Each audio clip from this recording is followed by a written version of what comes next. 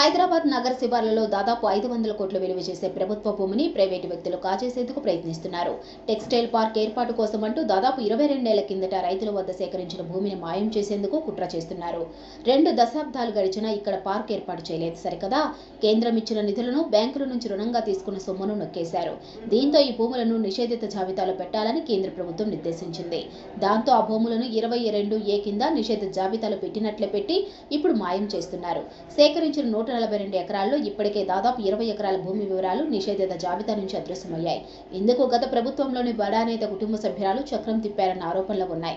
ప్రభుత్వం మేల్కొనకపోతే మొత్తం భూములు అన్యాక్రాంతమయ్యే ప్రమాదం కొంచెం ఉంది.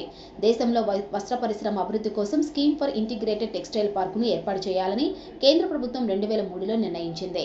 దేశవ్యాప్తంగా 31 టెక్స్టైల్ పార్కులను మంజూరు చేస్తూ వాటిలో మౌలిక సదుపాయాల కల్పన కోసం కోట్లాది రూపాయలు విడుదల చేసింది. ఇందులో భాగంగా హైదరాబాద్ నగర శివార్లలోనూ ప్రభుత్వ ప్రైవేటు భాగస్వామ్యంతో భారీ టెక్స్టైల్ పార్కు ఏర్పాటుకు నిధులు సేకరించింది. ఈ మేరకు హైదరాబాద్ హైటెక్ టెక్స్టైల్ పార్కు పేరుతో ఒప్పంద కంపెనీ ఏర్పాటు చేసి పనులు మొదలుపెట్టారు. రంగారెడ్డి జిల్లా నందిగామ మండలంలోని చేకూరు గ్రామంలో 141 ఎకరాల భూమిని సేకరించారు. ఇందులో కొంత ప్రభుత్వ భూమితో పాటు ప్రైవేటు భూములు ఉన్నాయి.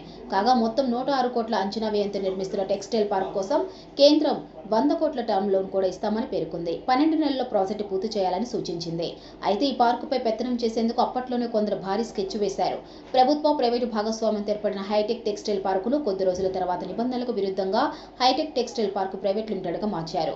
హైదరాబాద్ హైటెక్ టెక్స్టైల్ పార్క్ కోసం కేంద్ర ప్రభుత్వం మంజూరు చేసిన నిధులు మాయమయ్యాయి. 2008 డిసెంబర్లో ప్రాజెక్టును సమీక్షించిన కేంద్రం నిర్మాణ అంచనా వ్యయాన్ని 58 కోట్లకు సవరించింది. టెక్స్టైల్ పార్క్ కోసం సేకరించిన భూములు ఖాళీగా ఉండటంతో గత ప్రభుత్వ హయాంలో కొందరు పెద్దల కన్ను వాటిపై పడింది. 22A కింద నిషేధిత జాబితాలో పెట్టిన ఈ భూములను దశల వారీగా తొలగించేందుకు పన్నాగం పన్నారు.